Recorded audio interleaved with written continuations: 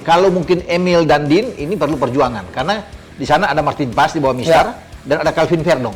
Ya. Jadi ya kita akan lihat nantinya. Kecuali dua-duanya dapat kartu kuning, ya baru Dean James dan Emil bisa bermain di Jakarta menghadapi Bahrain kan tanggal 25 Maret. Tapi untuk Joey Pelupesi, saya yakin dia akan main pertama. Ya karena kita kan butuh poin. Ya. Artinya kalau menang itu bonus besar, paling tidak imbang. Simbang. Itu kan yang diinginkan oleh Patrick Kluivert.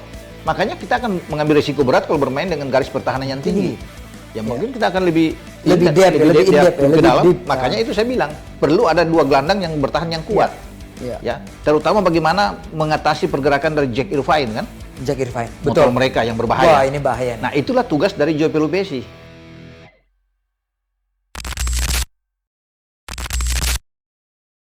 Bola kembali hadir, tetap bersama Bung Roni Pangemanan.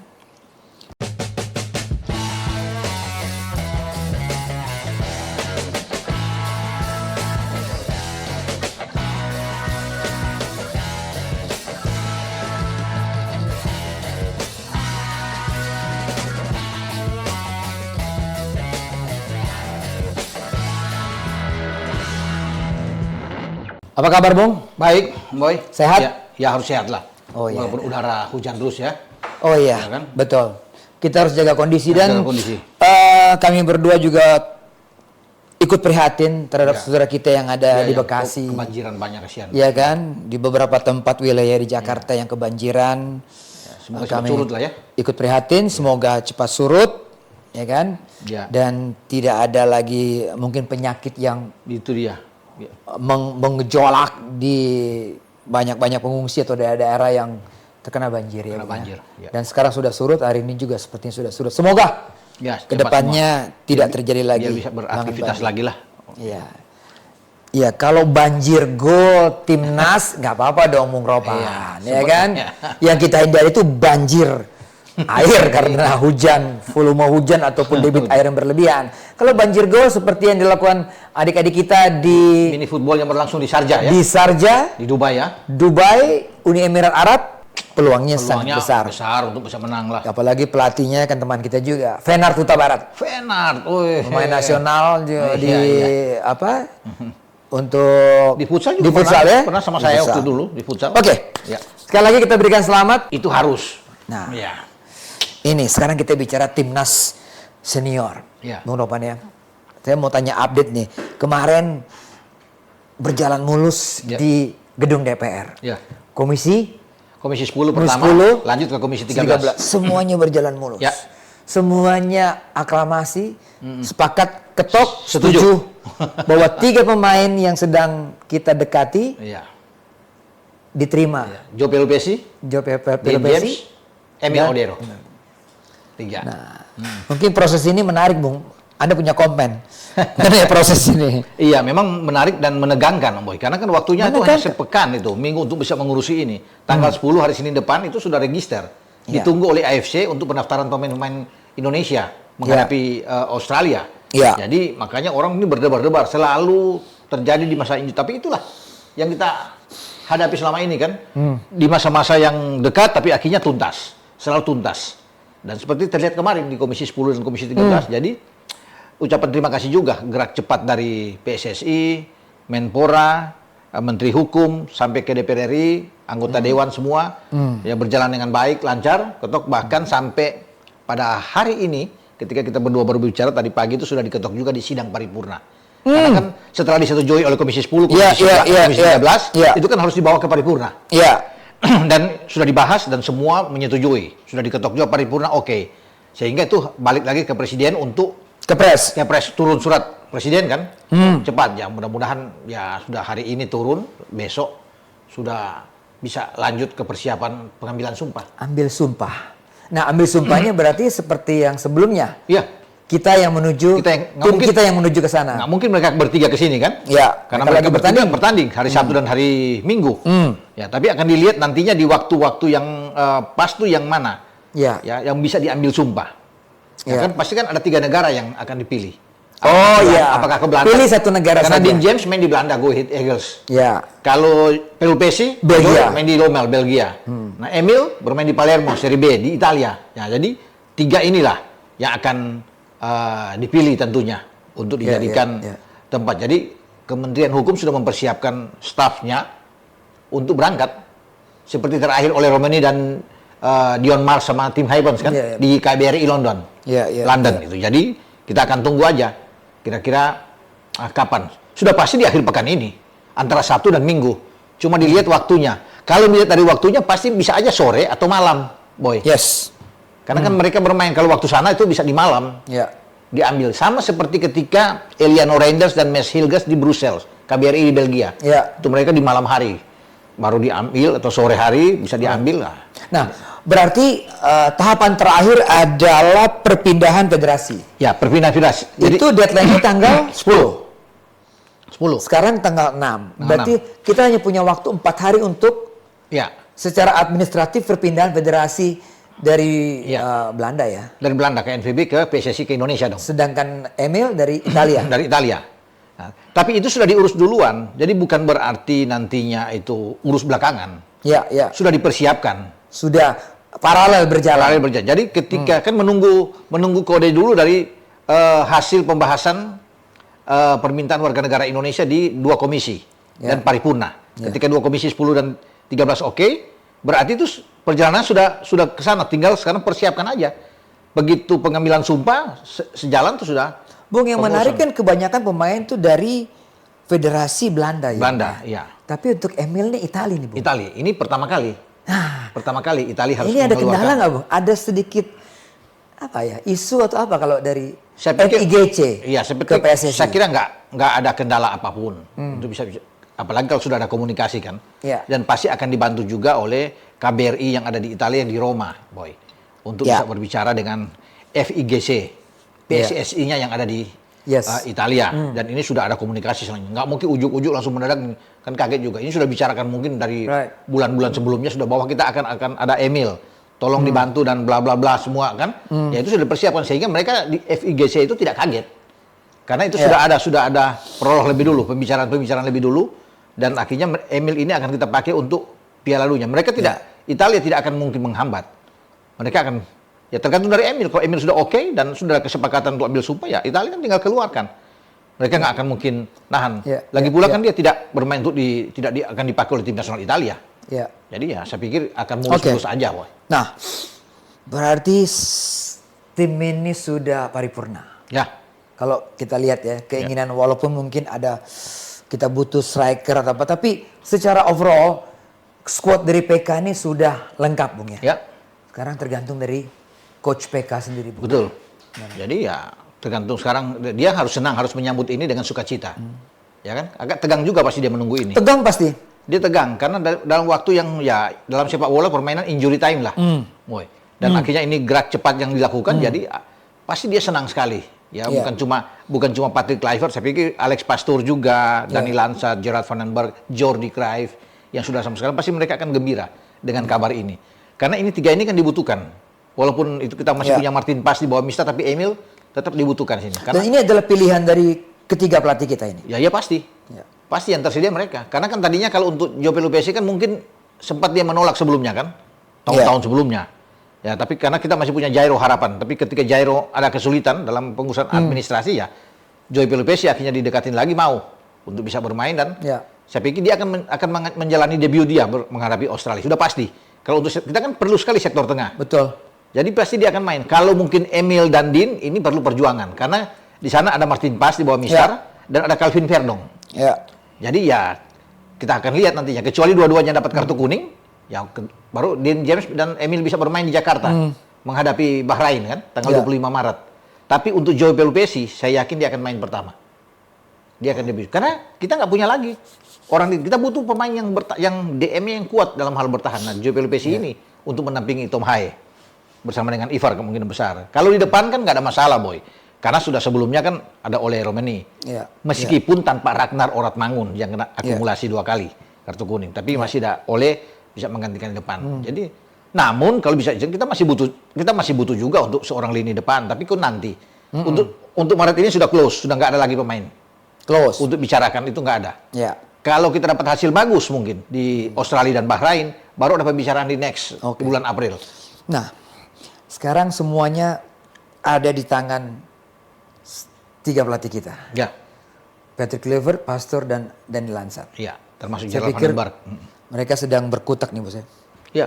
Berkutak. Stres juga pasti PK, Dani Lansat. Iya. Karena kita kan belum tahu seperti apa tim ini racikannya kan. Tidak pernah ketemu, sekali ketemu 3 hari 4 hari menjelang pertandingan melawan Australia. Dan bukan di kandang, tapi di... Praktis kan PK ini, Patrick Kluivert kan belum pernah mengumpulkan mereka. Belum pernah. Jadi hanya berkumpul nanti tanggal 16 itu. Ya. Dan mereka pun membawa tim yang ada di Liga 1 Indonesia dulu. Ya. Karena pemain-pemain lain yang bermain di Eropa, Ya. itu akan menyusul di 16-17. Ya. Akan sampai. Jadi waktunya memang mepet, tanggal 20 sudah main. Hmm. Ada di sana pembicaraan soal taktik, strategi, pasti akan ada di Australia. Ya. Ketika mereka sampai di Sydney. Untuk bisa melihat. Tapi, sebelum ke sana, tentunya tugas yang paling berat dijalani oleh Dani Lansat dan Alex Pastor. Ya. Karena mereka yang ditugaskan oleh Patrick Kluivert untuk bisa melihat kemungkinan kelemahan-kelebihan dari Australia. Calon lawan kita. Kelebihan-kelemahan dari Bahrain.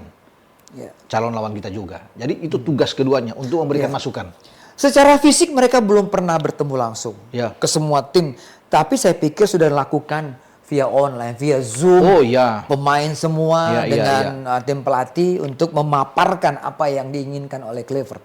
Kira-kira begitu ya, Bu? Pasti sudah. Dan Patrick Kluivert itu kan sudah menghubungi pemain-pemainnya. Pemain-pemain yang pernah bermain di tim nasional kita, semua sudah dihubungi. Mereka sudah balik ke Belanda dan mereka sudah bisa lihat, ya.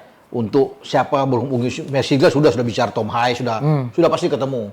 Ya apalagi waktu pengambilan sesi foto yang Expo itu, kan Dani Lansat ikut di dalam akan lihat foto-foto itu. Pemain-pemain. Jadi pembicaraan sudah ada. Cuma sekarang mereka latihan bersama itu kan yang orang masih menunggu. Nah itu akan terjadi di Sydney saat berkumpul bersama. Tapi pasti karena mereka seorang pemain yang profesional, jadi nggak akan otomatis. Dan mereka, itu yang dan itu yang terjadi di klub-klub di tim-tim nasional yang lain kan. Mereka berkumpul 3-4 hari main. Mau di Jerman, mau di Inggris, mau di Brasil. Itulah yang membedakan antara coach timnas dengan coach klub. Iya. Ya Bung ya. Iya. Kalau coach klub daily mereka bisa bertemu. Iya. Tapi kalau coach timnas ya seperti tadi. Iya. Jadi diperlukan kejelian, diperlukan juga teamwork Bung, ya, untuk menentukan squad yang terbaik, line up yang terbaik, betul Bung? Iya. Dan itu kan pasti dia lihat. Dia berkaca kita main lawan Australia 0-0 di Jakarta, lawan Bahrain 2-2 main di Bahrain, kan semua dilihat. Historicalnya terakhir kita main lawan Arab Saudi di Jakarta, kita menang 2-0. Line up seperti apa yang ada. Kemudian ketambahan 3 pemain ini ketambahan oleh Romani. Apa yang dia harus lakukan? Pasti kan dia akan hitung-hitungan dengan asisten pelatih dengan Pastor dan juga dengan Lansat. Kemudian dia bisa menentukan starting line up seperti apa untuk menghadapi Australia.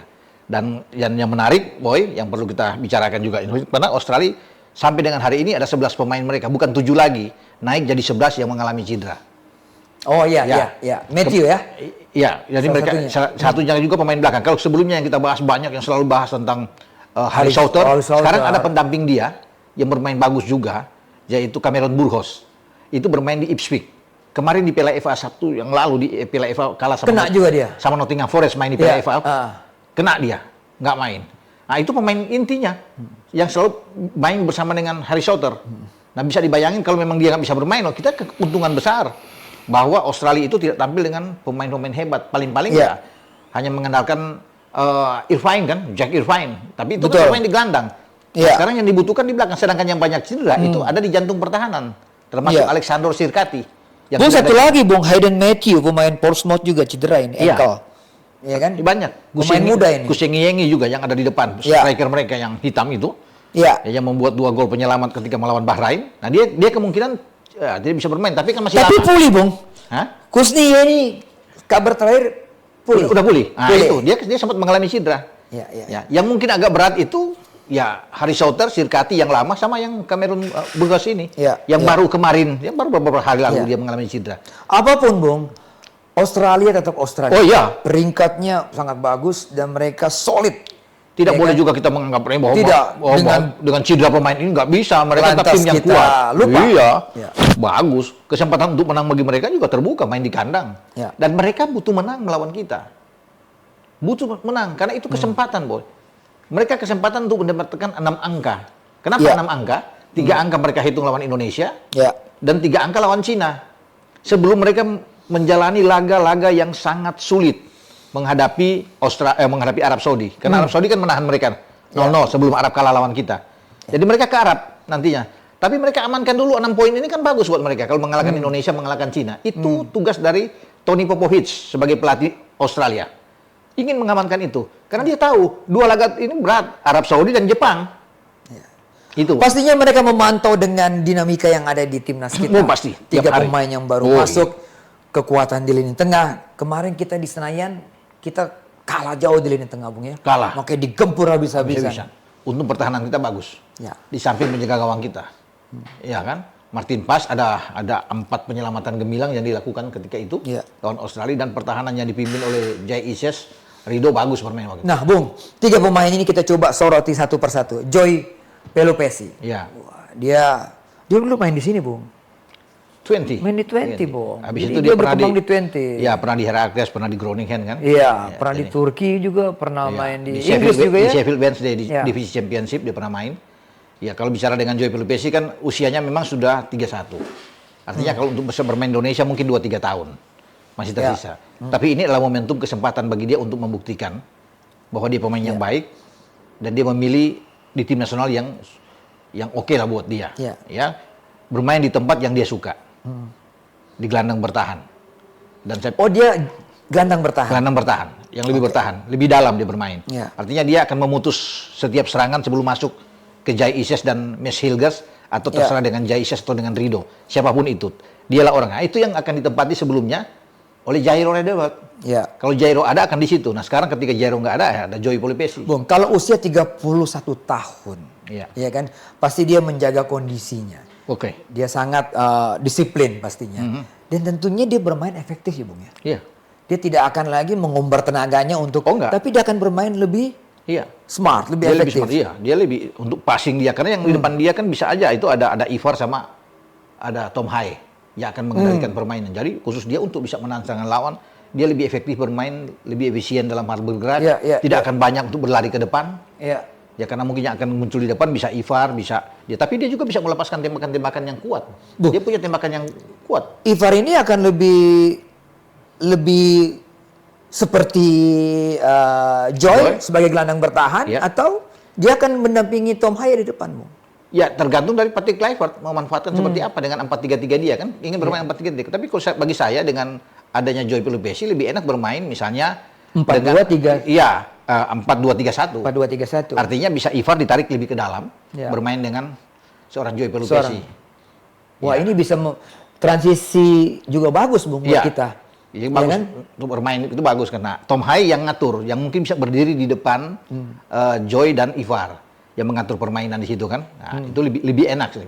Tapi semua kembali ke Patrick karena kan dia lebih tahu kapasitas pemain-pemain ini. Namun kalau kita bicara kembali seperti yang ditanyakan oleh Joy pasti akan dimainkan. Lebih awal karena memang posisi itu krusial yang harus ditempati oleh seorang pemain yang seperti Joy Pelupessy. Mobilitas tinggi, passing bagus. Juga visi bermain juga yang luar biasa dan punya tendangan dari luar kotak yang. Dia punya tendangan luar kotak penalti. Dia Tom Haye sama Joy ini punya eksekusi bola-bola dari luar kotak penalti bagus. Ya punya tembakan. Ivar juga kan bagus sebenarnya. Punya tembakan-tembakan yang. Tapi Tom Haye dengan Joy lah yang. Tapi kalau memang dibilang ya, memang Tom Haye dan Ivar kan seperti yang kalau bisa dikatakan box to box akan bermain, dia akan banyak membantu dan seperti dia hilang kalau di dalam ingatan kalau di lapangan, tapi justru dia pemegang kendali permainan yang sangat bagus sebenarnya. Bung, Australia juga punya ball position yang bagus, ya kan? Pertahanan kita kalau Bung Ropan lihat itu akan main yang lebih zona atau pertahanan yang tinggi, Bos. Akan sulit kalau bermain dengan lebih tinggi. Bermain dengan pertahanan kita bermain tinggi. Lawan Australia kita bermain tandang loh. Dengan Australia tidak memungkinkan kita bermain garis pertahanan yang tinggi. Yang garis pertahanan yang enggak bahaya, riskan itu ya. Sangat riskan. Ya karena kita kan butuh poin. Artinya kalau menang itu bonus besar, paling tidak imbang. Itu kan yang diinginkan oleh Patrick Kluivert. Makanya kita akan mengambil risiko berat kalau bermain dengan garis pertahanan yang tinggi. Ya mungkin kita akan lebih depth, lebih dalam. Makanya itu saya bilang perlu ada 2 gelandang yang bertahan yang kuat. Ya, terutama bagaimana mengatasi pergerakan dari Jack Irvine kan? Jack Irvine, betul. Mereka yang berbahaya. Wah, ini bahaya nih. Nah, itulah tugas dari Joy Pelupessy, bergantian dengan Ivar Jenner untuk bisa mematikan pergerakan dia. Karena kalau kita pegang dia, pemain-pemain kita dapat mematikan JF, ruang geraknya. Artinya ada 20-30% permainan Australia itu berkurang. Karena aliran bola tuh dari dia. Karena selalu dari dia yang berbahaya. Pemain-pemainnya. Capsnya tinggi, pemain berpengalaman di Australia. Dan bagus cara bermain dia. Jadi harus dimatikan ruang gerak dia. Jangan banyak dipegang bola untuk bisa membagikan. Kalau lini pertahanan jelas. Kita punya squad yang sangat lengkap. Iya. Artinya kalau bicara dengan pertahanan, misalnya nih contoh. Ya, kiri Verdong, di kanan Kevin Dix. Kan oke. Di tengahnya ini Mes Hilgers, kalau memang benar-benar fit, dan Jai Ises. El Capitanos itu. Bagus mereka bermain. Bahkan saya memikirkan begini, Boy. Secara ekstrim, Patrick Kluivert apakah bisa memainkan semua 11-11 dari awal itu pemain-pemain yang kita ambil semua dari luar. Yang bermain di luar ya, katakan. Bisa saja. Bisa saja kan? Bisa saja terjadi itu. Ini demi meraih poin. Demi meraih poin dan impian kita untuk ke Piala Dunia. Tidak boleh ini ya, bisa tidak haram. Iya.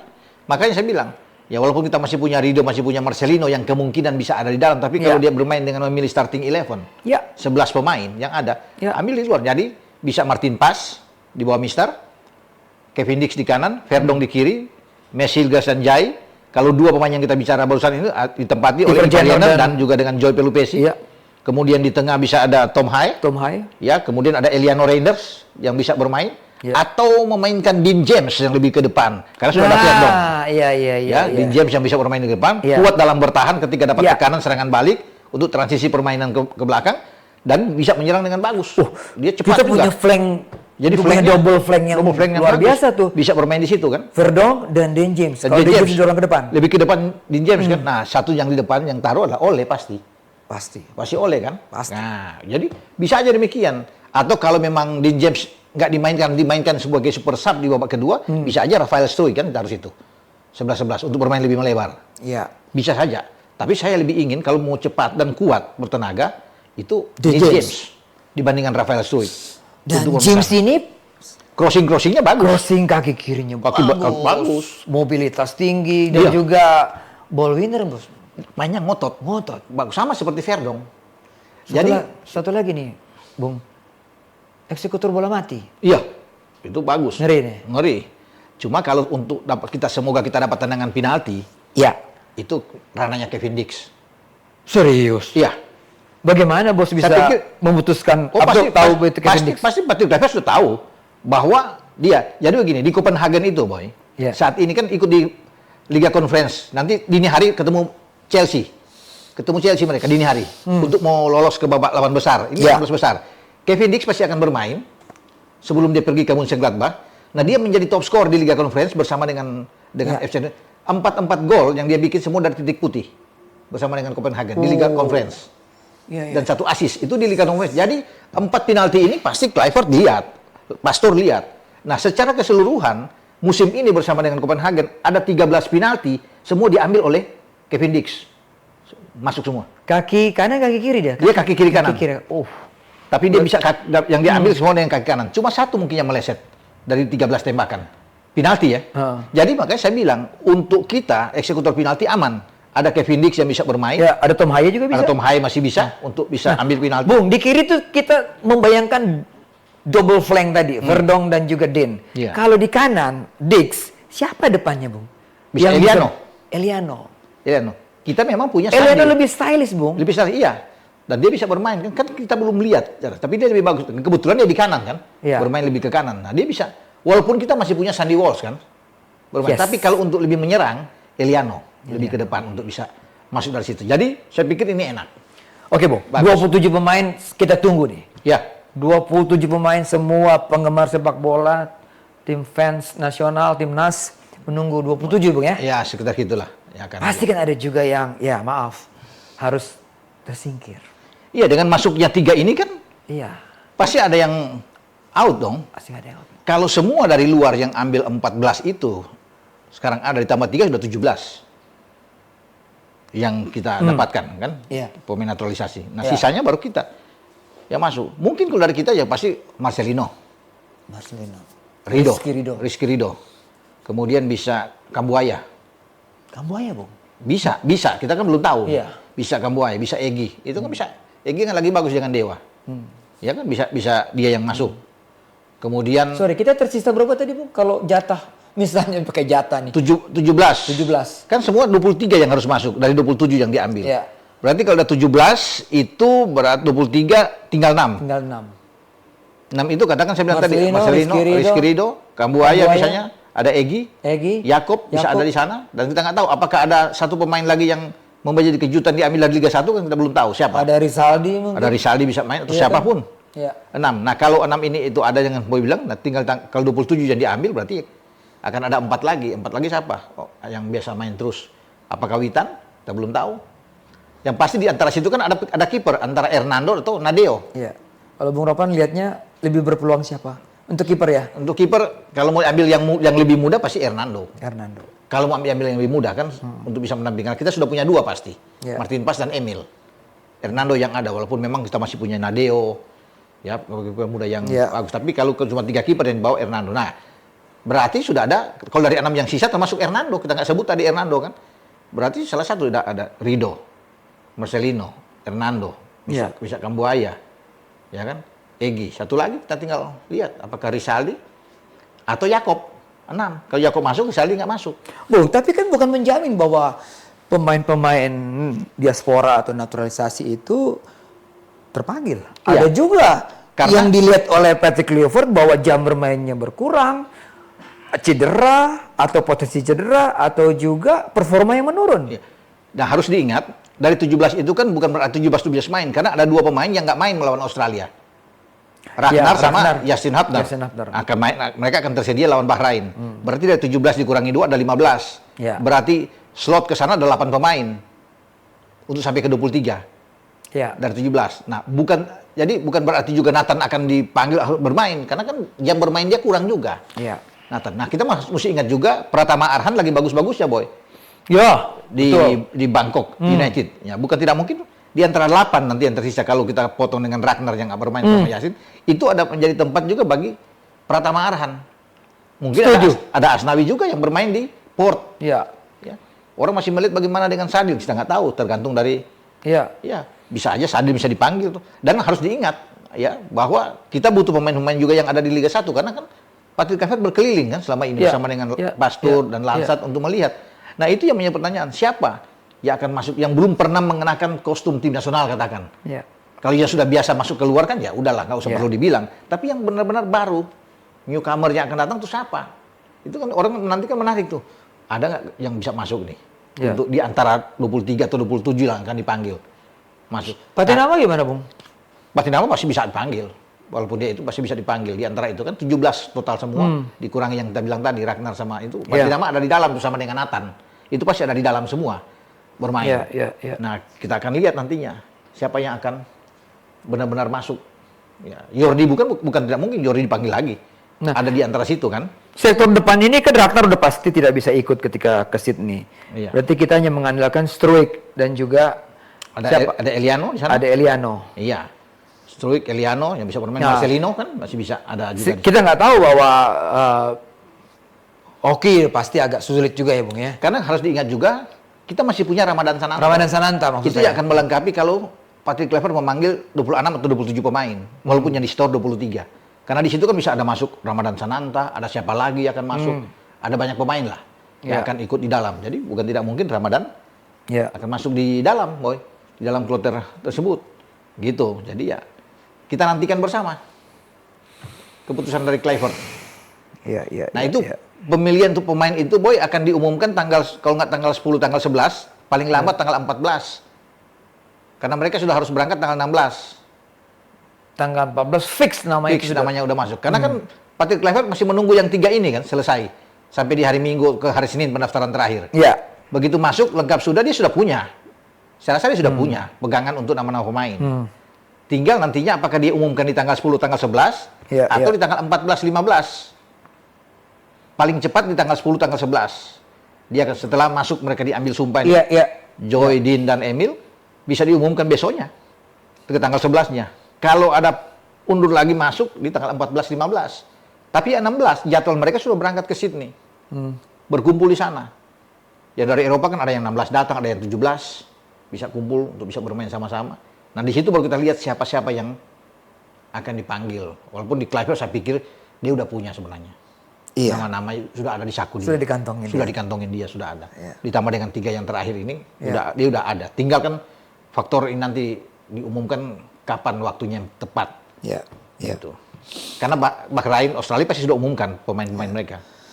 Oke, persoalan non teknis mungkin Bung yang juga yang Bung Ropan lihat kira-kira kendala apa yang bisa bukan menggagalkannya tapi akan menjadi kemungkinan besar menjadi masalah dari timnya Patrick Kluivert sekarang ini. Ya kalau bicara kendala dengan masuknya pemain-pemain yang baru ini kan tentunya kebersamaan komunikasi kebersamaan mereka, chemistry mereka untuk bisa bermain bersama-sama. Ya. Karena selalu kan ada pemain baru di dalam.